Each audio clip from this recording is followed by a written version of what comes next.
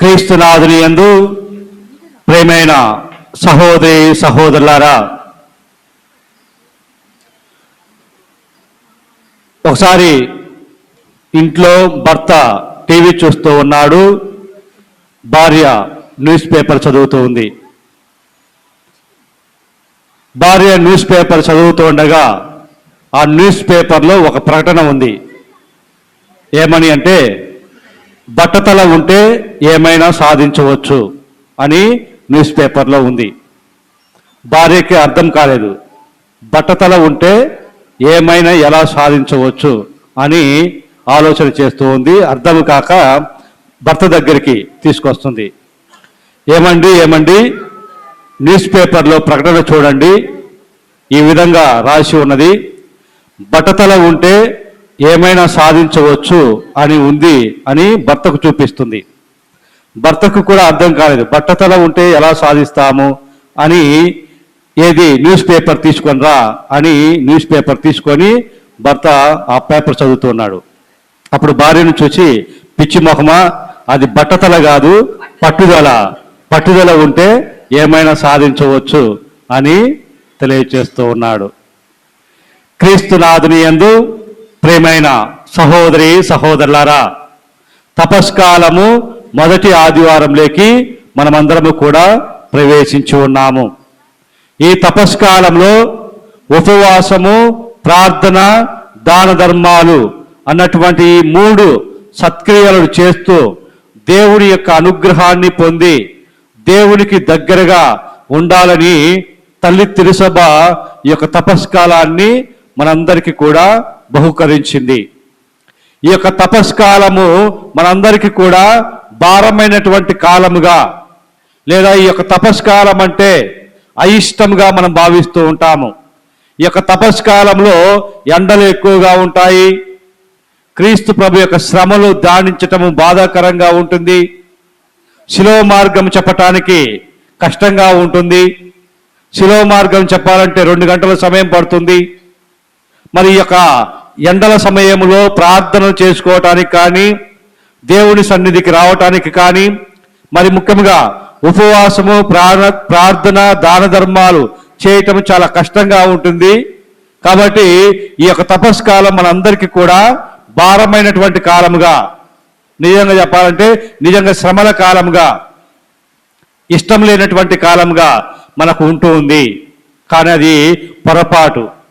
తల్లి తిరుసభ ఈ యొక్క తపస్కాలాన్ని ఒక అనుగ్రహ కాలముగా మనందరికీ కూడా ప్రసాదిస్తూ ఉంది. ఈ యొక్క తపస్కాలాన్ని మనమందరము కూడా చక్కగా ఉపయోగించుకొని సత్క్రియలు చేస్తూ, మనము చేసినటువంటి పాపాల నిమిత్తమై పాప క్షమాపణను వేడుకుంటూ మరలా దేవుని సన్నిధికి తిరిగి రావటానికి ఈ యొక్క తపస్కాలము ఒక అనుగ్రహ కాలము, దీవెన కాలము అని తల్లి తిరుసభ మనందరికీ కూడా బోధిస్తుంది. కాబట్టి పోగొట్టుకున్నటువంటి అనుగ్రహాలు పొందటానికి చక్కగా ఉపయోగపడేటటువంటి కాలమే ఈ యొక్క తపస్కాలము అని మనమందరము కూడా విశ్వసించి దేవుడికి దగ్గరగా ఉండటానికి ప్రయత్నం చేస్తూ ఉండాలి. ప్రియమైనటువంటి సహోదరి సహోదరులారా, ఈనాటి పరిశుద్ధ గ్రంథ పఠనాలు మనం చూస్తూ ఉన్నాము. సైతాను శోధించటము, ఆ శోధనలకు లొంగిపోయినటువంటి అవ్వ ఆదాములు ఇద్దరు కూడా పాపము చేసి దేవునికి దూరంగా ఉండటము జరిగింది. అదే విధముగా సైతాను క్రీస్తు ప్రభువును శోధించటము, క్రీస్తు ప్రభువు సైతాను యొక్క శోధనను ఎదుర్కోవటము, సైతాను ఓడించటము, ఫలితముగా దేవుడి యొక్క మన్ననను పొందటము, దేవదూతులే వచ్చి క్రీస్తుకు పరిచర్యలు చేయటము మనం చూస్తూ ఉన్నాము. మరి ఈ రోజున క్రీస్తు ప్రభువు మాత్రమే కాదు, ఇక్కడ ఉన్నటువంటి మనమందరము కూడా సైతాను శోధనను ప్రతినిత్యము కూడా పొందుతూనే ఉన్నాము, ఎదుర్కొంటూనే ఉన్నాము.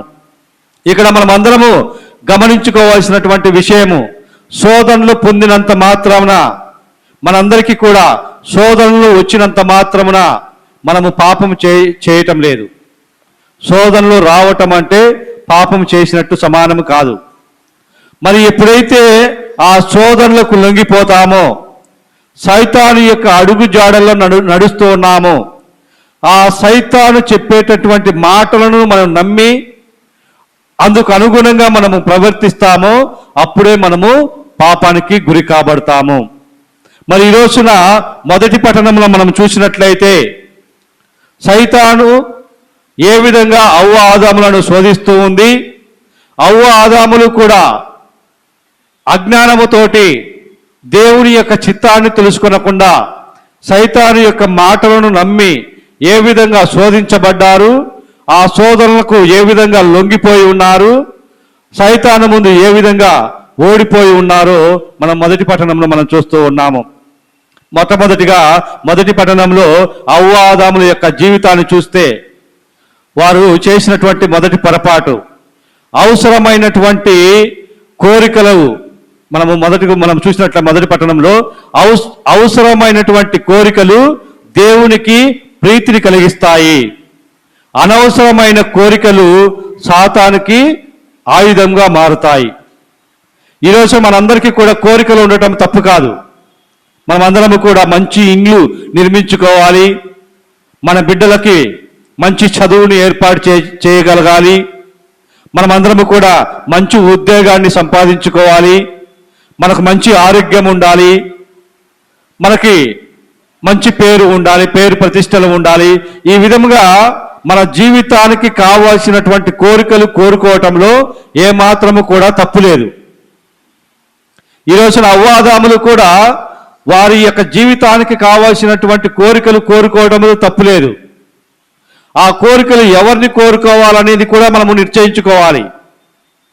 ఇప్పుడు ఏమీ లేనటువంటి వ్యక్తి దగ్గరికి వెళ్ళి మనము సహాయాన్ని కోరితే ఆ వ్యక్తి మనకు ఏ విధంగానూ కూడా ఉపయోగపడడు. మరి ఎవరి దగ్గరైతే మనకు సహాయం చేయగలుగుతారో, ఎవరి దగ్గరైతే స్తోమత ఉంటుందో, ఎవరి దగ్గరైతే సహాయం చేయాలనేటటువంటి మంచి మనసు ఉంటుందో వారి దగ్గరికి వెళ్ళి మన యొక్క కోరికను వెళ్ళబుచ్చినప్పుడు వారు మన కోరికను మన్నిస్తారు, అది మనకు నెరవేర్చబడుతూ ఉంది.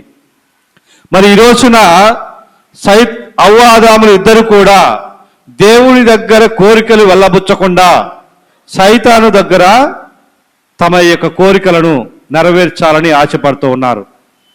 ఈ రోజున దేవుని కంటే గొప్పవారు అవ్వాలన్నటువంటి ఆ కోరిక అవ్వ ఆదాము ఇద్దరిలో ఏర్పడటం జరిగింది. దేవుని కంటే గొప్పవారుగా వారు ఉండాలని ఆశపడ్డారు, వారిలో ఆ కోరిక ఏర్పడింది. మరి ఈ కోరికను ఇదే అనవసరమైనటువంటి కోరికగా మనం పరిగణించాలి. దేవుడు అవ్వ ఆదాములను ఇద్దరిని కూడా సృష్టించిన తర్వాత వారికి సమస్తాన్ని కూడా ఏర్పాటు చేసి ఉన్నాడు. వారికి ఏ లోటు కూడా ఆ ఏదోను తోటలో లేదు. మరి ఏదైనా ఒకటి లోటుగా ఉంటే మాకు తక్కువగా ఉంది, మాకు సరిపోవటం లేదు, ఇక్కడ మేము కష్టపడుతూ ఉన్నాము, ఇక్కడ మాకు ఆనందకరమైన సంతోషకరమైనటువంటి జీవితం లేదు అని వారు దేవునికే తెలియచేసినట్లయితే దేవుడు ఇంకా అధికంగా వారిని ఆశీర్వదించి ఉన్నారు. అక్కడ నిజానికి వారికి ఏ కొరత కూడా లేదు. దేవుడు వారికి అంతటిని దేవుడు వారిని సృష్టించిన తర్వాత సమస్తాన్ని వారి చేతికి అప్పగించిన తర్వాత నేను ప్రతిరోజు సాయంత్రం మీ దగ్గరికి వస్తాను, మీ యొక్క యోగక్షేమాలు చూసుకుంటాను, మీరు జాగ్రత్తగా ఉండండి, సమస్తము కూడా మీకు అప్పగించింది, మరి అన్ని పండ్లను తినవచ్చు, ఈ ఒక్క పండు మాత్రమే మీరు తినకూడదు అని దేవుడు వారికి చక్కగా విద్యాబుద్ధులు నేర్పించి ఉన్నాడు. ఎలా జీవించాలి, ఎలా జీవించకూడదు వారికి క్రమశిక్షణను నేర్పించాడు, వారికి జ్ఞానాన్ని బోధించాడు, సక్రమమైనటువంటి జీవితాన్ని జీవించమని వారికి ఎంతో శ్రద్ధగా ఓపికగా దేవుడు వారికి బోధించాడు. వారికి ఏ మాత్రము కూడా కొరత లేదు. మరి వీరు అనవసరమైనటువంటి కోరికను కోరి ఆ కోరికను నెరవేర్చుకోవటం కోసము వెంపర్లాడి పాపాన్ని మూటగట్టుకున్నారు. ప్రేమైనటువంటి సహోదరి సహోదరులారా, మన జీవితంలో కూడా మనం మంచి ఉద్యోగాన్ని పొందాలన్నటువంటి కోరిక చాలా మంచిది. మనకు మంచి ఆరోగ్యం పొందాలనేటటువంటి కోరికలు చాలా మంచివి. ఇవన్నీ కూడా మన జీవితానికి అవసరమైనటువంటి కోరికలు. ఈ కోరికలు దేవుడికి ప్రీతిని కలిగిస్తాయి. మనం చూస్తూ ఉన్నాము. రాజుల మొదటి గ్రంథము 3వ అధ్యాయము 10వ వచనం చదవండి. బైబిల్ లేదు ఎవరిక్కడ? రాజుల మొదటి గ్రంథము 3వ అధ్యాయము 10వ వచనము. సొలొమోను రాజు కూడా దేవుణ్ణి ఒక కోరిక కోరి ఉన్నాడు. సొలొమోను కోరిక చూడండి, ప్రభువునకి ప్రీతి కలిగించెను, ప్రభువునికి సంతోషాన్ని కలిగించను. సొలొమోను ఏ కోరిక కోరుకున్నాడు? ప్రభువా, ఈ రాజ్యాన్ని పరిపాలించటానికి నాకు శక్తి లేదు, జ్ఞానము సరిపోదు, కాబట్టి ఈ రాజ్యాన్ని పరిపాలించటానికి కావలసినటువంటి జ్ఞానమును నాకు ప్రసాదించండి అని సొలొమోను కోరుకోగానే దేవుడు ఆ సొలొమోను కోరుకున్నటువంటి కోరికను చూచి ఎంతో సంతోషపడ్డాడు. దేవుడు అంటున్నాడు, సొలొమోను, నీవు శత్రు వినాశనమును కోరుకుంటావని అనుకున్నాను, అధిక సంపద కావాలని కోరుకుంటావేమో అనుకున్నాను, లేదా పేరు ప్రతిష్టలు కావాలి, రాజవైభవము అనుభవించాలి అని నీకు సంబంధించినటువంటి కోరికలు కోరుకుంటావని నేను అనుకున్నాను. కానీ నీవు జ్ఞానమును కోరుకున్నావు. నీవు కోరుకున్నటువంటి ఈ కోరిక నాకు ఎంతో సంతోషాన్ని, ప్రీతిని కలిగించింది అని దేవుడు సొలొమోను పట్ల సంతోషాన్ని వ్యక్తం చేసి ఉన్నాడు. కాబట్టి మనమందరికీ కూడా ఒక సందేశం వస్తుంది. దేవుని దగ్గరికి వచ్చి ఎన్నో విన్నపాలు, కోరికలు దేవునికి సమర్పిస్తాము. దేవునికి సమర్పించి మనము విరక్తి చెందుతూ ఉంటాము. దేవుడు నా ప్రార్థన ఆలకించటం లేదు, నేను దేవునికి విన్నపాలు తెలియచేస్తూ ఉన్నాను, అయినా కూడా దేవుడు నా ప్రార్థన ఆలకించటం లేదు అని మనము అనుకుంటాము. అక్కడ మనం గమనించవలసినటువంటి విషయము, మన కోరికలు దేవునికి ప్రీతికరంగా లేకపోతే ఆ కోరికలు మన యొక్క జీవితంలో నెరవేర్చబడవు అన్నటువంటి సత్యాన్ని మనమందరం కూడా గ్రహించగలగాలి. ఈ రోజున దేవుడు అవ్వాదాముకి సమస్తాన్ని అప్పగించి ఉన్నాడు. వారికి ఏ కొరత కూడా లేదు, వారు కోరుకోవాల్సినటువంటి అవసరం లేదు. అయినా కూడా దేవుని కంటే గొప్పగా ఉండటానికి వారు తాపత్రయపడ్డారు. కాబట్టి పొరపాటు చేశారు, పాపము మూటగట్టుకున్నారు. ప్రేమైనటువంటి సహోదరి సహోదరులారా, కాబట్టి అవసరమైనటువంటి కోరికలు దేవునికి ప్రీతిని కలిగిస్తాయి. అనవసరమైనటువంటి కోరికలు సాతానికి ఆయుధంగా మారుతాయి. కాబట్టి మనం అనవసరమైనటువంటి కోరికలు సాతానికి ఆయుధంగా మారి మనకి శోధనగా మార్చబడతాయి. మనం శోధనలకు లొంగిపోయేటటువంటి అవకాశం ఉంటుంది. రెండవది, మొదటి పట్టణంలోనే అవ్వాదాములు చేసినటువంటి పొరపాటు, అమరమైన జీవితాన్ని అల్పమైనదిగా భావించారు. చూడండి, ఆదికాండము 1వ అధ్యాయము 27వ వచనము. అమరమైన జీవితాన్ని, పవిత్రమైనటువంటి జీవితాన్ని చాలా అల్పమైనదిగా వారు భావించుకున్నారు. ఆదికాండము 1వ అధ్యాయము 27వ వచనము. దేవుడు మానవ జాతిని సృష్టించెను, తన పోలికలో మానవుని చేసెను. చాలు. చూడండి, దేవుడు మానవ జాతిని తన రూపంలో, తన పోలికలో ఎంతో పవిత్రంగా ఉండాలని మానవ జాతిని చేసిన తర్వాత ఇది చాలా బాగుండెను అని దేవుడే సంబరపడిపోయాడు. ఆకాశాన్ని సృష్టించిన తర్వాత బాగుండెను అన్నాడు, భూమిని సృష్టించిన తర్వాత బాగుండెను అనుకున్నాడు. కానీ అప్పుడు కూడా అన్ని సమస్తాన్ని సృష్టించిన తర్వాత కొంత లోటు ఉన్నప్పుడు దేవుడు మానవుని సృష్టించిన తర్వాత తన రూపంలో, తన పోలికలో ఎంతో పవిత్రంగా సృష్టించిన తర్వాత అంతా బాగుండెను, చాలా బాగుండెను అని దేవుడే స్వయంగా వ్యక్తం చేసి ఉన్నాడు. చూడండి, మానవ సృష్టి చాలా పవిత్రమైనది. మన జీవితము అమరమైనటువంటి జీవితము. ఇలాంటి అమరమైన జీవితాన్ని, పవిత్రమైనటువంటి జీవితాన్ని మనము పొందిన తర్వాత దేవుణ్ణి స్తుతించడము తప్ప వేరొక పనిగా మనం పెట్టుకోకూడదు. దేవుణ్ణి ఆరాధించటమే మనం పనిగా పెట్టుకొని, ఎందుకనగా ఇలాంటి పవిత్రమైనటువంటి జీవితాన్ని నాకు ప్రసాదించావు, మరి ముఖ్యంగా నీ పోలికలో, నీ రూపములో పవిత్రంగా నన్ను ఏర్పాటు చేసి ఉన్నావని సంతోషపడాల్సింది పోయి ఈ జీవితము అల్పమైనదిగా భావించకూడదు. ఈ జీవితము పాపకరమైనటువంటిదిగా మనం భావించకూడదు. అవ్వాదాములు ఇదే పొరపాటు చేశారు. దేవుని వద్ద నుంచి పొందినటువంటి ఈ పవిత్రమైనటువంటి జీవితాన్ని, అమరమైనటువంటి జీవితాన్ని చాలా చులకనగా చేసుకున్నారు, అల్పమైనదిగా భావించుకున్నారు.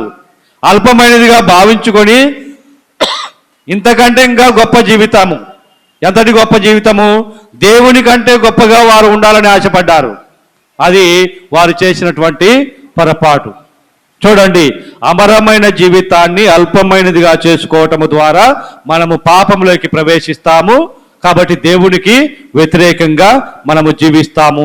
ఈ పొరపాటు, ఈ తప్పిదము అవ్వ ఆదాములు చేసి ఉన్నారు. కాబట్టి మన జీవితాన్ని మనము దేవుని వద్ద నుంచి పొంది ఉన్నాము.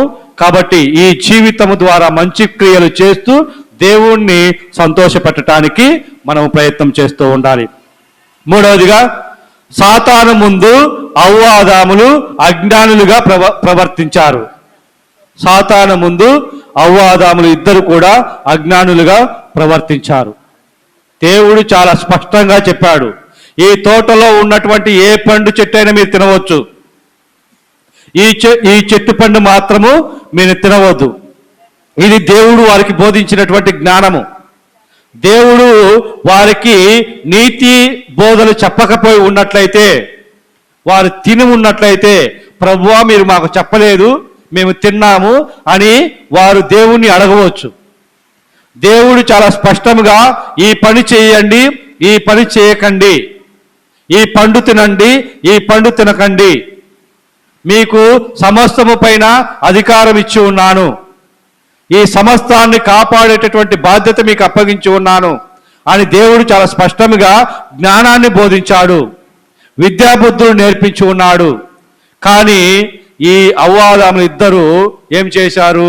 సైతాను ముందు అజ్ఞానులుగా ప్రవర్తించారు. సైతాను ముందు తెలివిని, దేవుడు ప్రసాదించినటువంటి ఆ జ్ఞానాన్ని ఉపయోగించుకోలేకపోయారు. లేదు, దేవుడు మాకు జ్ఞానాన్ని బోధించాడు, ఈ చెట్టు పండు తినవద్దన్నాడు, దేవుడు మాకు ఇచ్చినటువంటి జ్ఞానం అది, దేవుడు మాకు చెప్పినటువంటి బోధన, దేవుడు మాకు చెప్పినటువంటి ఆ సత్యము మేము జవదాటము అని వారు తెలివిగా ప్రదర్శించకుండా, దేవుని పక్షమున ఉండకుండా వారు అజ్ఞానులుగా ప్రవర్తించారు. దేవుడు ఈ రోజున మనందరికీ కూడా అనేక ఆశీర్వాదాలు ఇచ్చాడు. ఒక జీవితాన్ని ఇచ్చిన తర్వాత అంతటితో దేవుడు ఊరుకోలేదు. ఈ రోజున మనందరికీ కూడా జీవితాన్ని ఒక వరముగా ఇచ్చాడు. ఆ జీవితాన్ని ఒక వరముగా ఇచ్చిన తర్వాత మంచి ఆరోగ్యాన్ని ఇచ్చాడు, తెలివితేటలను ఇచ్చాడు, తల్లిదండ్రులను ఇచ్చాడు, సహోదరులను ఇచ్చాడు, స్నేహితులను ఇచ్చాడు, మంచి ఇంటిని ఇచ్చాడు, మంచి ఉద్యోగాన్ని ఇచ్చాడు, మంచి ఆరోగ్యాన్ని ఇచ్చాడు. ఈ విధముగా చెప్పుకుంటూ పోతే మనకు కావాల్సినటువంటి ఆశీర్వాదాలు దేవుడు అన్నిటినీ కూడా ఇచ్చాడు. ఆ ఆశీర్వాదాలను మనం ఉపయోగించుకొని దేవునికి సంతృప్తికరంగా మనము జీవించాలి. మరి ఈ రోజున దేవుడు అవ్వ ఆదాముకి ఇద్దరికి కూడా ఆశీర్వాదం ఇచ్చాడు, జ్ఞానమును ఇచ్చి ఉన్నాడు. మరి ఆ జ్ఞానమును ఉపయోగించుకోనకుండా సైతాను ముందు అజ్ఞానులుగా సైతాను చెప్పినటువంటి ఆ కపటపు ఆలోచనల్ని నమ్మి చేయకూడనటువంటి తప్పిదమును చేసి పాపము మూటగట్టుకున్నారు. కాబట్టి మన యొక్క విరోధుల ముందు, మన యొక్క శత్రువుల ముందు, ఎవరైతే మన యొక్క వినాశనమును కోరుకుంటూ ఉన్నారో వారి ముందు, మరి ముఖ్యంగా సైతాను ముందు మనము జ్ఞానవంతులుగా ప్రవర్తించాలి. మరి ఎవరైతే జ్ఞానవంతులుగా ప్రవర్తిస్తారో వారు మాత్రమే దేవుని యొక్క ఆశీర్వాదం పొందుతారు. మనం చూస్తూ ఉన్నాము, 10 మంది కన్యల్లో 5 మంది వివేకవతులు, 5 మంది అవివేకవతులు. ఎవరు పెళ్లి కుమారుడి విందులో పాల్గొన్నారు? వివేకవతులు మాత్రమే ఆ పెళ్లి కుమారుడి యొక్క విందులో పాల్గొన్నారు. అవివేకవతులు ఆ పెళ్లి కుమారుని యొక్క విందులో పాల్గొనలేకపోయారు. కాబట్టి దేవుడు ప్రసాదించినటువంటి ఈ జ్ఞానమును మనం ఉపయోగించుకొని మంచి పనులను చేస్తూ చెడు పనులను తృణీకరించి జీవించమని దేవుడు మనకు బోధించాడు, జ్ఞానాన్ని ప్రసాదించాడు. మనం అజ్ఞానులుగా ఉండటానికి కాదు. కాబట్టి సైతాను ఈ రోజున అవ్వ ఆదాములు అజ్ఞానులుగా ఉండి సైతానుకు దొరికిపోయి పాపం చేసి ఉన్నారు. మరి ఈ 3 విషయాలుగా మనం చూస్తున్నాము. అనవసరమైన కోరికలు కోరుకొని పాపం చేశారు అవ్వాదాములు. అదేవిధంగా రెండవది, అమరమైన జీవితాన్ని అల్పమైనదిగా చేసుకొని పాపం చేశారు. మూడవదిగా, సాతాను ముందు అజ్ఞానులుగా ప్రవర్తించి పాపం చేశారు. మరి పాము నుంచి కూడా మనం కొన్ని విషయాలు నేర్చుకోవచ్చు. పాము చేసినటువంటి పొరపాటు ఏమిటి? ఇప్పుడు సలహాలు ఇచ్చేవారు సాతాను బిడ్డలు, జాగ్రత్తలు చెప్పేవారు దేవుని బిడ్డలు.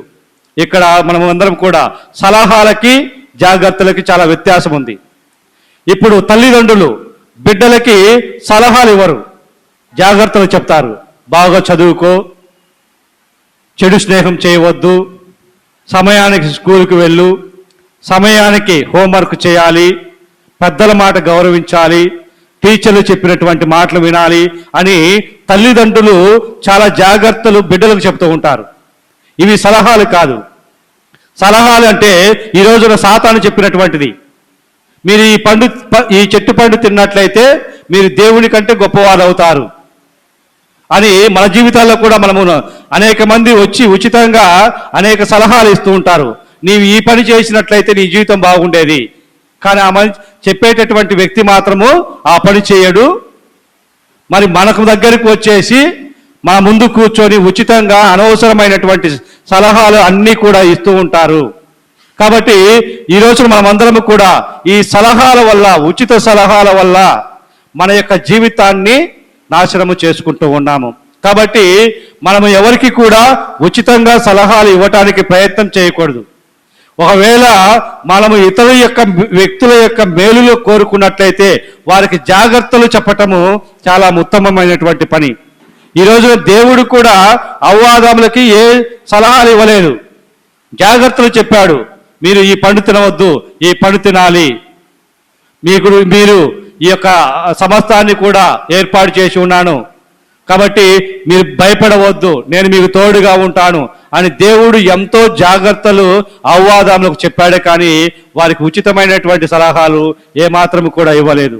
కానీ ఈ రోజున సైతాను అవ్వాదాములకి ఉచితమైనటువంటి సలహాలు ఇస్తుంది. ఈరోజు చూడండి సైతాను ఎంత తెలివిగా ప్రదర్శించింది. ఈ చెట్టు పండు తింటే మీరు దేవుడు అంతటి వారవుతారు అని చెప్పింది. మరి అదే చెట్టు పండు సైతాను తినవచ్చు కదా. సైతాను చూడండి ఎంత తెలివిగా తప్పించుకొని దేవుని వద్ద నుంచి ఆ శిక్షని తప్పించుకొని అవ్వాదాము ఇద్దరిని కూడా ఇరికించటానికి ప్రయత్నం చేస్తూ ఉంది. మరి ఆ పండుని సైతాన తిని దేవుడి కంటే గొప్పది కదా, ఆ సైతాను అవ్వచ్చు కదా, ఆ పాము అవ్వచ్చు కదా. మరి ఆ మాట అవ్వాదాములకు చెప్పటము ఎంత పొరపాటు.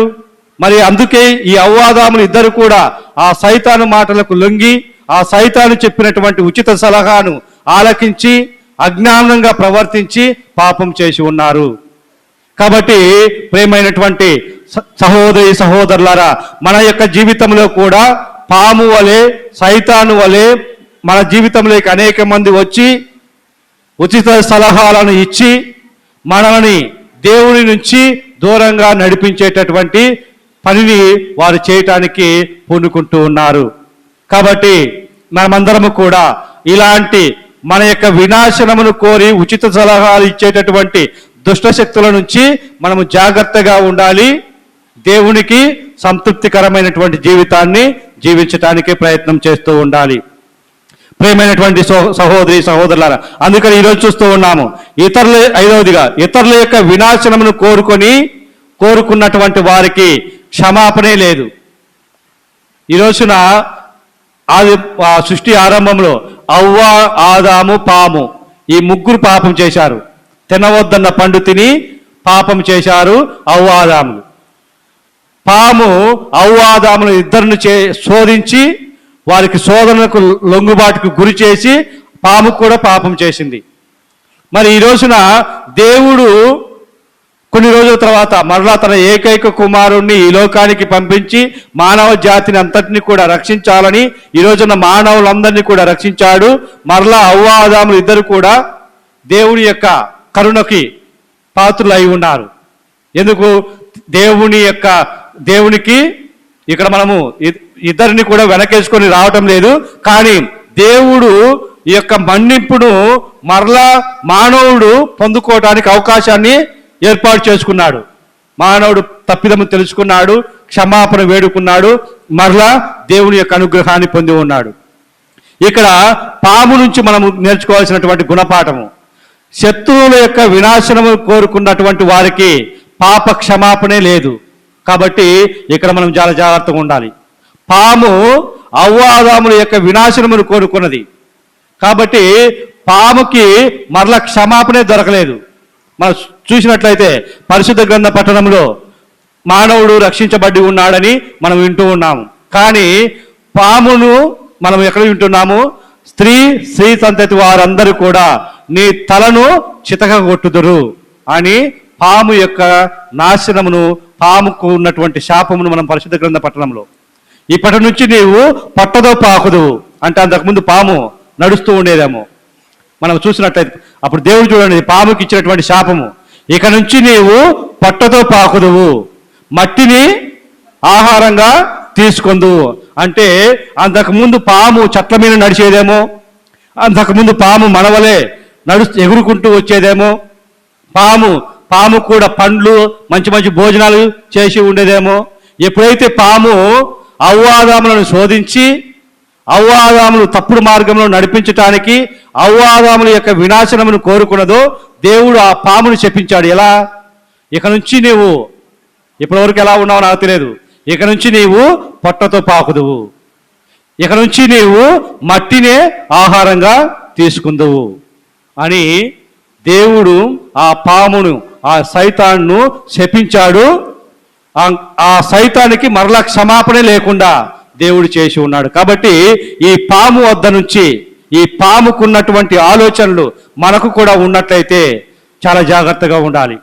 ఇతరుల యొక్క వినాశనమును మనం కోరుకుంటే మనకు పాప క్షమాపణే ఉండదు. కాబట్టి పాము వలె కపట ఆలోచనలను విడనాడి, పాము వలె మనము ఇతరులను నాశనం చేయాలన్నటువంటి ఉద్దేశాల నుంచి మనం వైదొలిగి, మనమందరము కూడా పరిశుద్ధ గ్రంథ పట్టణంలో వింటూ ఉంటాము, మనమందరము కూడా సహోదరులము. కాబట్టి అందరము బాగుండాలి, అందరము దేవుని బిడ్డలము అన్నటువంటి విశ్వాసముతోటి మనమందరము కూడా ముందుకు నడవటానికి ప్రయత్నం చేస్తూ ఉండాలి. కాబట్టి ఈ విషయాలన్నీ కూడా మనం దృష్టిలో ఉంచుకొని దేవుని యొక్క అనుగ్రహాలు మనం పొందటానికి ప్రయత్నం చేస్తూ ఉండాలి. మరి రెండో పట్టణంలో మనం చూసినట్లయితే, రెండో పట్టణంలో పునీత పౌలు గారు రోమీయులకు అందరికీ కూడా చాలా చక్కగా తెలియజేస్తూ ఉన్నాడు. ఇక్కడ దేవుని కృపావరము పాపము కంటే అత్యధికము. దేవుని యొక్క కృపావరము పాపము కంటే అత్యధికమని మనమందరము కూడా విశ్వసించాలి. దేవుని యొక్క కృపావరము ఈ రోజున మనందరినీ కూడా నడిపిస్తూ ఉంది. ఈ కృపావరమును పొందటానికి మనమందరము కూడా ప్రయత్నం చేస్తూ ఉండాలి. కాబట్టి ఈ విధముగా మనము జీవించినప్పుడు దేవుని యొక్క ఆశీర్వాదాలు పొందుతూ ఉన్నాము. ఒక పాపము వలన మరణము ఈ లోకానికి సంభవించింది. ఆ మరణము ఈ లోకాన్ని పరిపాలించింది కొన్ని రోజుల పాటు. కాబట్టి ఈ రోజున ఒక క్రీస్తు ప్రభు, దేవుని కుమారుడైనటువంటి క్రీస్తు ప్రభు వలన ఈ లోకంలోకి కృపావరం వచ్చింది. ఆ కృపావరము ఈ రోజున మనందరినీ కూడా పరిపాలిస్తూ ఉంది. మరణము నాశనము చేయబడి ఉంది అని మనం విశ్వసిస్తూ ఉండాలి. కాబట్టి ఇక నుంచి మరణం ముందు మనం ఓడిపోవటం లేదు. ఎవరైతే క్రీస్తు నందు ఉన్న ఎడల వారు నూతన సృష్టి, వారు దేవుని యొక్క అనుగ్రహాలు పొందుతారని మనము పరిశుద్ధ గ్రంథ పఠనంలో వింటూ ఉన్నాము. కాబట్టి మనమందరము కూడా ఆ పాపము నుంచి వైదొలిగి దేవుని యొక్క కృపావరాన్ని పొంది ఉన్నాము. ఈ కృపావరము చాలా గొప్పది, అత్యధికమైనదని ఈ రోజున పౌలు గారు మనకు తెలియజేస్తూ ఉన్నారు. మరి ఈ కృపావరము అందరికీ కూడా అందుబాటులో ఉంది. ఎవరైతే దేవుణ్ణి అంగీకరించి దేవుణ్ణి విశ్వసిస్తున్నటువంటి వారందరికీ కూడా దేవుని యొక్క ఆశీర్వాదము, దేవుని యొక్క కృపావరము అందరికీ కూడా అనుగ్రహించబడుతూ ఉంది అన్నటువంటి సత్యాన్ని మనమందరము కూడా అంగీకరించాలి. దేవుని యొక్క ఆశీర్వాదము ఈ రోజున మనము చాలా మంది అనుకుంటూ ఉంటారు, నేను గత వారంలో పాపం చేశాను కాబట్టి ఈ వారాన్ని గుడికి రాను. ఈరోజు దేవునికి నా దేవునికి నేను వ్యతిరేకంగా పాపం చేసి ఉన్నానని చెప్పేసి వారు దేవునికి దూరంగా ఉంటూ ఉన్నారు. కాబట్టి మనము చేసినటువంటి పాపాలను మనం పదే పదే జ్ఞాపకం ఉంచుకొని, అయ్యో నేను పాపాత్ముణ్ణి, అయోగ్యుణ్ణి, దేవుని సన్నిధిలో అడుగు పెట్టడానికి కూడా నాకు అర్హత లేదు అని మనల్ని మనమే తక్కువ అంచనా వేసుకొని, మనల్ని మనమే చులకనగా చేసుకొని, మనల్ని మనమే దేవుని సన్నిధి నుంచి వెలివేసుకుంటున్నాము. నిజానికి దేవుడు మనందరి కోసము ఎదురు చూస్తూ ఉన్నాడు. తప్పిపోయిన కుమారుడు ఉపమానంలో మనం చూస్తూ ఉన్నాము. తప్పిపోయినటువంటి చిన్న కుమారుడిని తనంతటి తానే తండ్రి వద్ద నుంచి వెలివేసుకున్నాడు. కానీ తండ్రి కుమారుడిని దూరంగా వెళ్ళగొట్టలేదు. ఆ చిన్న కుమారుడే తనంతటి తాను తండ్రి నుంచి దూరంగా వెళ్ళిపోయాడు. అయినప్పటికీ కూడా ఆ తండ్రి కుమారుడి కోసము ఎదురు చూస్తూనే ఉన్నాడు. కాబట్టి ఈ రోజున మనమందరము కూడా ఇదే పొరపాటు చేస్తూ ఉన్నాము. అయ్యో నేను పాపం చేశాను, నేను తప్పిదము చేశాను, కాబట్టి దేవుడి సన్నిధిలో అడుగు పెట్టడానికి నాకు అర్హత లేదని చెప్పి మనల్ని మనమే వెలివేసుకుంటూ ఉన్నాము. దేవుడు మనల్ని వెలివేయటం లేదు, దేవుడు మనల్ని దూరం చేయటం లేదు. కాబట్టి దేవుడు ప్రతి నిత్యము కూడా ఈ నా బిడ్డలు మరలా ఎప్పుడు వస్తారు నా సన్నిధికి అని ఎదురు చూస్తూ ఉన్నాడు. మరి ఎదురు చూసినప్పుడు మనం ఎంతటి పాపాత్మైనా కూడా ఆ పాపాన్ని దేవుడు కడిగి వేస్తున్నాడు. ఎందుకంటే దేవుడి యొక్క కృపావరము మనం చేసేటటువంటి పాపముల కంటే అధికమైనది. ఈ దేవుని యొక్క కృపావరము ముందు మన పాపాలు ఇసుక రేణువుల వలె కనిపిస్తాయి. ఇసుక రేణువుల కంటే ఇంకా చిన్నగా కనిపిస్తూ ఉంటాయి. కాబట్టి మన పాపాలు దేవుని కృపావరము కంటే పెద్దవి కాదు అన్నటువంటి విషయాన్ని మనము గుర్తుపెట్టుకొని మనమందరము కూడా దేవుని యొక్క కృపావరము పట్ల విశ్వాసంగా ఉండాలి. ఆ కృపావరము పొందటానికి ప్రయత్నం చేస్తూ ఉండాలి. అదేవిధంగా మూడవదిగా మన రెండవ పట్టణంలో మనం మూడవ విషయాన్ని చూస్తున్నాం. ఒక్క పాపము మనకి అవ్వాదాములు చేసినటువంటి ఒక్క పాపము దండనకు మనల్ని గురి చేసింది. కానీ ఎన్నో పాపాలు చేసిన తర్వాత దేవుని యొక్క కృపావరము, దేవుని యొక్క నీతిని మనకు ప్రసాదించింది అని మనము రెండో పట్టణంలో ఆలకిస్తూ ఉన్నాము. మనము అవ్వాదాములు చేసినటువంటి ఒక్క పాపము వల్ల దండన ఏంటి? మరణము పొందారు. కానీ మనమందరం ఎన్నో పాపములు చేసి ఉన్నాము. అప్పటి నుంచి ఇప్పటి వరకు కూడా చేయకూడనటువంటి పాపములు అన్నీ కూడా చేశాము. ఎన్నో పాపములు దేవుని అన్నీ కూడా క్షమించబడి ఉన్నాయి. ఈ రోజున దేవుని యొక్క నీతిని మనందరికీ కూడా అందిస్తూ ఉన్నాయి దేవుని యొక్క కృపావరము. ప్రియమైనటువంటి సహోదరి సహోదరులారా, మరి ఈ విధముగా మనమందరము పునీత పౌలు గారు చెప్పినటువంటి మాటలను బట్టి దేవుని యొక్క కృపావరమును విశ్వసిస్తూ ఉండాలి. దేవుని యొక్క కృపావరము అత్యధికము అని చెప్తూ విశ్వసించాలి. మరి ఈ యొక్క కృపావరమును పొందటానికి మనమందరము కూడా ప్రయత్నం చేస్తూ ఉండాలి. ఈ యొక్క కృపావరమును అవ్వాదాములు ఇద్దరు కూడా గుర్తించలేకపోయారు, కాబట్టి పాపం చేసి ఉన్నారు. మరి ఎవరైతే దేవుని యొక్క కృపావరమును, దేవుని యొక్క నీతిని, దేవుని యొక్క అనుగ్రహాన్ని గుర్తిస్తారో వారు దేవుని యొక్క సంతృప్తికరమైనటువంటి జీవితాన్ని జీవిస్తూ ఉంటారు. సువార్త పట్టణంలోకి వచ్చినట్లయితే క్రీస్తు ప్రభు కూడా 3 సార్లు శోధించబడి ఉన్నాడని పరిశుద్ధ గ్రంథ పట్టణంలో మనం ఆలకిస్తూ ఉన్నాము. 3 సార్లు కాకపోయి ఉండవచ్చు, అంతకంటే ఎక్కువ సార్లు క్రీస్తు ప్రభు శోధించి ఉండవచ్చు. కానీ పరిశుద్ధ గ్రంథ పట్టణంలో మనం 3 సార్లు క్రీస్తు ప్రభు శోధించబడెను అని మనం వింటూ ఉన్నాము. మొట్టమొదటి శోధన మత్తయి సువార్త 4వ అధ్యాయము 3వ వచనము. అంతటా సైతాను ఆయన వద్దకు వచ్చి, నీవు దేవుని కుమారుడవైనచో ఈ రాళ్లను రొట్టెలుగా మార్చుకొనుము అని సైతాను క్రీస్తు ప్రభువును శోధిస్తూ ఉన్నది. ఇక్కడ మనము అవ్వ ఆదాములకి క్రీస్తు ప్రభువుకు ఉన్నటువంటి వ్యత్యాసం చూస్తూ ఉన్నాము. క్రీస్తు ప్రభు 40 రోజులు ఉపవాసం ఉన్నాడు, బాగా ఆకలిగా ఉన్నాడు. ఆకలితో ఉన్నటువంటి క్రీస్తు ప్రభు ఈ సైతాను చెప్పినటువంటి ఈ మాటకు ఏమాత్రము కూడా లొంగిపోలేదు. అవ్వాదాములు ఇద్దరు కూడా ఆకలితో లేరు. కడుపు నిండినటువంటి అవ్వాదాములు అత్యాశతోటి తినవద్దన్న పండు తిన్నారు. చూడండి, అవ్వాదాములు నిజంగా ఆకలితో ఉన్నట్లయితే దేవుడు ఒక రకంగా అర్థం చేసుకునేవాడేమో. సరే మీరు ఆకలితో ఉన్నారు కాబట్టి ఆ తప్పిదము చేశారు, నేను క్షమిస్తాను అని దేవుడు అని ఉండవచ్చు. కానీ అవ్వాదాములు ఇద్దరు కూడా ఆకలిగా లేరు. కడుపు నిండినటువంటి అవ్వాదాములు, సమస్తముతోటి ఆశీర్వదించబడినటువంటి అవ్వాదాములు తినవద్దన్న పండు తిని పాపము చేశారు. బాగా ఆకలితో ఉన్నటువంటి క్రీస్తు ప్రభు 40 రోజులు, ఒక రోజు కాదు 2 రోజులు కాదు, 40 రోజులు భోజనము చేయకుండా ఆకలితో ఉన్నటువంటి క్రీస్తు ప్రభు ఏ మాత్రము కూడా సైతాను శోధనకు లొంగిపోకుండా నిబద్ధత కలిగి జీవించి ఉన్నాడు, నీతిగా జీవించాడు. మరి ఈరోజు నా క్రీస్తు ప్రభు దేవునికి ప్రేమైనటువంటి కుమారుడిగా పిలువబడుతూ ఉన్నాడు, నిలబెట్టుకుంటూ ఉన్నాడు.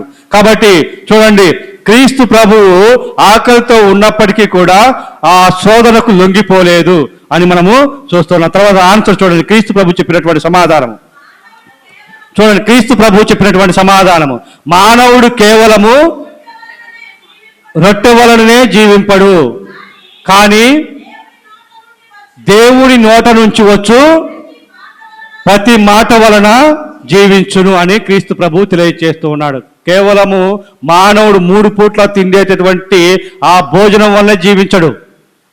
దేవుని వద్ద దేవుని నోట నుంచి వచ్చేటటువంటి ప్రతి మాట వలన మానవుడు జీవిస్తాడు అని క్రీస్తు ప్రభువు తెలియజేస్తూ ఉన్నాడు. నిజానికి మనం భోజనం చేసినప్పుడే మనం బతుకుతూ ఉన్నామంటే కాదు. మనము ఒక రోగి దగ్గరికి వెళ్ళి డాక్టర్ చెప్తాడు, మనము మరి ముఖ్యంగా కరోనా సమయంలో చూశాము. కరోనా సమయంలో అందరూ భయానికి చనిపోయారు, మనందరికీ తెలుసు. డాక్టర్ చెప్తూ ఉన్నాడు, నీకే డాక్టర్ కానీ కుటుంబ సభ్యులు కానీ ఆ రోగి దగ్గరికి వచ్చి నీకేం కాదు, ధైర్యంగా ఉండు, ఏ ప్రాణాపాయం లేదు, మేమందరం నీకు తోడుగా ఉన్నాము, కాబట్టి నువ్వు భయపడాల్సినటువంటి పని లేదు అంటే ఆ రోగి ఎంత దీనస్థితిలో ఉన్నా, ఎంత భయంకరమైనటువంటి వ్యాధి అయినా కూడా బతకగలుగుతాడు. మరి అదే డాక్టర్ లేదా కుటుంబ సభ్యులు వచ్చి నువ్వు 1 వారంలో చనిపోతావు, నీకు వారానికి మించి జీవితం లేదు అంటే ఆ వ్యక్తి 2 రోజుల్లోనే చనిపోతాడు. ఎందుకు అంటే మాటలు, మనము చెప్పేటటువంటి ఆ ధైర్యపు మాటలు, దేవుని నోట నుంచి వచ్చేటటువంటి ఆ మాటలు ఆ అవతల వ్యక్తికి ధైర్యాన్ని ఇస్తాయి. ఎంత బలహీనమైన పరిస్థితిలో ఉన్నప్పటికీ కూడా, ఎంత రోగిగా ఉన్నప్పటికీ కూడా దానిని ఎదుర్కొని ఎక్కువ కాలం జీవించటానికి అవకాశం ఉంటుంది. నెల రోజులు బతకాల్సినటువంటి వ్యక్తి దగ్గరికి వచ్చి నువ్వు రేపే చనిపోతావంటే ఆ వ్యక్తి భయంతో చనిపోతూ ఉంటాడు. కాబట్టి ఈరోజు అదే క్రీస్తు ప్రభు చెబుతున్నాడు, మానవుడు కేవలము రొట్టె వలనే జీవించడు, దేవుడి నోటి నుంచి ప్రతి మాట వలన జీవిస్తూ ఉన్నాడు. ఈరోజు మనము కూడా ఆ విధముగా ఇతరుల యొక్క మేలును కోరి మంచి మాటలను చెబుతూ ఇతరులకి మంచిగా ఉండటానికి ప్రయత్నం చేస్తూ ఉండాలి. మరి ఇక్కడ చూడండి, సైతాను ఏ విధంగా శోషిస్తుంది. సైతాను చదవండి, అదే వచనం చదవండి. క్రీస్తు ప్రభు చెప్పిన సమాధానము, మానవుడు కేవలము రొట్టె వలనే జీవింపడు, కానీ దేవుని నోట నుండి వచ్చు ప్రతి మాట వలన జీవించును. తర్వాత చూడు, అని పరిశుద్ధ గ్రంథ పట్టణంలో రాయబడి ఉన్నదని దేవుడు చెప్పి ఉన్నాడు, క్రీస్తు ప్రభు చెప్పి ఉన్నాడు.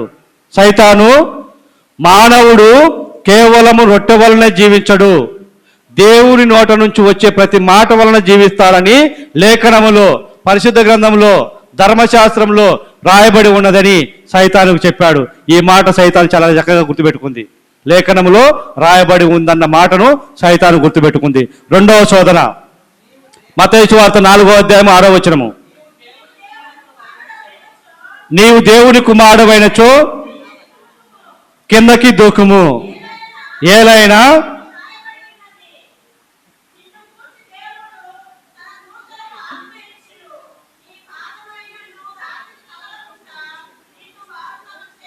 చూడండి, క్రీస్తు ప్రభు సైతానికి తెలియజేస్తూ ఉన్నాడు. పరిశుద్ధ లేఖనములో ఈ విధంగా రాయబడి ఉన్నది, నీ దేవుణ్ణి నీవు శోధించరాదు, నీ దేవుణ్ణి మాత్రమే ఆరాధించాలి అని సైతానుకు పరిశుద్ధ గ్రంథం పఠనము ద్వారా క్రీస్తు ప్రభువు సమాధానం ఇస్తుంటే అదే పరిశుద్ధ గ్రంథ పఠనాన్ని ఉపయోగించుకొని ఈ రోజున సైతాను క్రీస్తు ప్రభువుని, ఇదిగో లేఖనంలోనే రాయబడి ఉంది, నువ్వు పైనుంచి కిందకి దూకినట్లయితే దేవదూతలు నిన్ను వచ్చి పట్టుకుంటారు, నీ కాలికి గాయము తగలదు, దేవుడు నిన్ను కాపాడుతాడు అని లేఖనంలో రాయబడి ఉంది, కాబట్టి నువ్వు కిందకి దూకము అని సైతాను ఆ పరిశుద్ధ గ్రంథ పఠనమును దేవుణ్ణి నామమును ఉపయోగించుకొని క్రీస్తు ప్రభువునే సైతాను శోధిస్తూ ఉన్నది. కాబట్టి ప్రియమైనటువంటి సహోదరి సహోదరులారా, ఈ రోజున మనల్ని కూడా మనకి సైతాను మంచి మాటలుగా మనకు కనిపిస్తూ ఉంటాయి. సైతాను మనకిచ్చేటటువంటి శోధనలు మనం చూసినప్పుడు అవన్నీ మంచిగానే అనిపిస్తూ ఉంటాయి, దేవుని ప్రకారంగా ఉన్నాయి కదా అనిపిస్తూ ఉంటాయి. కానీ దేవుని నామాన్ని పరిశుద్ధ గ్రంథ పఠనాన్ని ఉపయోగించుకొని క్రీస్తు ప్రభువునే శోధించినటువంటి సైతాను ఈ రోజున మనల్ని కూడా శోధించటానికి ఏమాత్రము కూడా వెనుకంజ వేయదు. కాబట్టి మనమందరము కూడా ఆ సైతాను శోధనలకు ఏమాత్రము లొంగిపోకుండా క్రీస్తు వలె ఆ సైతాన్ని ఎదుర్కొంటూ దేవునికి ప్రియమైనటువంటి బిడ్డలుగా జీవిస్తూ ఉండాలి. మరి సైతాను మూడవ శోధన, నీవు నన్ను సాష్టాంగపడి ఆరాధించుము, ఈ సమస్తాన్ని నీకు అప్పగిస్తాను అని క్రీస్తు ప్రభువును శోధిస్తూ ఉంది. క్రీస్తు ప్రభు ఎంతో జ్ఞానముతో తెలుసుకున్నాడు, ఇదంతా ఈ సమస్తమంతా కూడా దేవుని సృష్టి, దేవుడు ఏర్పాటు చేసినటువంటి సృష్టి, సైతానుకు అధికారం లేదు, సైతానుకు ఏమాత్రము కూడా లేదు. మరి సైతాను చూడు వక్రబుద్ధితోటి ఈ సమస్తాన్ని నేను నీకు ఇస్తాను అంటూ ఉన్నది, ఏమీ లేకోకుండా సమస్తాన్ని ఇస్తాను అని సైతాను క్రీస్తు ప్రభువుని శోధించటము, క్రీస్తు ప్రభు దాన్ని సత్యాన్ని తెలుసుకొని మరి దేవుడు సమస్తానికి నాయకుడు, సమస్తాన్ని సృష్టించినటువంటి వాడు దేవుడు కాబట్టి మరి ఈ రోజున దేవుడు ఎంతో జ్ఞానముతోటి మెలకువతోటి సైతాను శోధనను ఎదుర్కొన్నాడు. కాబట్టి ప్రియమైనటువంటి సహోదరి సహోదరులారా, మనమందరము కూడా మన జీవితంలో పొందేటటువంటి సైతాను శోధనలు ఎదుర్కొని దేవునికి ప్రియమైనటువంటి బిడ్డలుగా జీవించటానికి ప్రయత్నం చేద్దాం. ఒకసారి ఫాదర్ గారు ప్రసంగం చెప్తూ ఉన్నారు, విచారణలో ప్రసంగం చెప్తూ ఉన్నారు. ఆ చెప్పినటువంటి ప్రసంగాన్నే ప్రతి ఆదివారం అంటే సంవత్సరం నుంచి చెబుతూ ఉన్నాడు. మరి ఆ విచారణలో ఉన్నటువంటి ప్రజలందరూ కూడా ఫాదర్ గారికి తెలియచేశారు, ఫాదర్ గారండి మీరు చెప్పినటువంటి ప్రసంగాన్ని పదే పదే చెబుతూ ఉన్నారు, మాకు విని విని విసుగు చెంది ఉన్నాము, ప్రసంగాన్ని మార్చండి అని ఫాదర్ గారికి తెలియచేశారు. అయినప్పటికీ కూడా ఫాదర్ వినకుండా అదే ప్రసంగాన్ని సంవత్సరం నుంచి కొనసాగిస్తూ ఉన్నారు. అప్పుడు విచారణలో ఉన్నటువంటి కొంతమంది ప్రజలు బిషప్ దగ్గరికి వచ్చి బిషప్కి కంప్లైంట్ చేస్తున్నారు, తండ్రి గారా మా విచారణ గురువులు చెప్పిన ప్రసంగాన్నే పదే పదే చెబుతూ ఉన్నారు, సంవత్సరం నుంచి ఆ ప్రసంగాన్ని వింటూనే ఉన్నాము, మాకు విసుగు వస్తూ ఉంది, ప్రసంగాన్ని మార్చమని చెప్పండి అని బిషప్ గారికి తెలియజేశారు. అప్పుడు బిషప్ గారు ఫాదర్ గారిని పిలిచి, ఫాదర్ గారండి మీరు ప్రతి ఆదివారము పట్టణాలకు తగ్గట్టుగా ప్రసంగించండి, ప్రసంగం మార్చండి, పదే పదే అదే ప్రసంగం వద్దు అని ఫాదర్ గారికి తెలియచేశారు. ఫాదర్ గారు కూడా సరే అని చెప్పేసి వచ్చేశారు.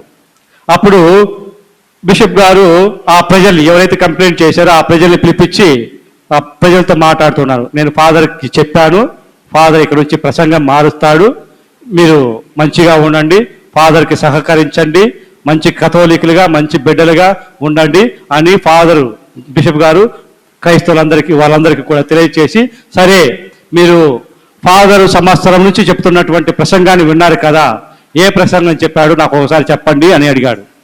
అప్పుడు అందరూ కూడా నెత్తిగీరుకుంటున్నారు, ఎవరికి కూడా గుర్తులేదు. ఎవరికి కూడా గుర్తు లేకపోతే బిషప్ గారు సంవత్సరం నుంచి విన్నారు కదా, ఒక్కరికి కూడా గుర్తులేదా? పదే పదే ప్రసంగం చెప్పాడని చెప్తూ ఉన్నారు, సంవత్సరం నుంచి అదే ప్రసంగం వింటూ ఉన్నామని చెప్తూ ఉన్నారు, ఒక్కరికి కూడా గుర్తులేదా? ఏ ప్రసంగం చెప్పాడు చెప్పండి అంటే ఒక్కరు కూడా సమాధానం చెప్పటం లేదు. అప్పుడు వెంటనే బిషప్ గారు ఫాదర్కి ఫోన్ చేసి, ఫాదర్ గారండి మీరు ప్రసంగం మార్చవద్దు, ఇదే ప్రసంగాన్ని ఇంకొక సంవత్సరం చెప్పండి అని సమాధానం ఇచ్చారు. క్రీస్తునాథుని యందు ప్రియమైనటువంటి సహోదరి సహోదరులారా, మనము సైతాను శోధనలకు లొంగిపోకుండా దేవునికి సంతృప్తికరమైనటువంటి జీవితాన్ని జీవిస్తానని మన ఈ రోజు మనమందరం కూడా ప్రార్థించుకుందాం. అందుకు దేవుడు మనలను మన యొక్క కుటుంబ సభ్యులను ఆశీర్వదించును గాక. ఆమేన్. ఇప్పుడు మనమందరం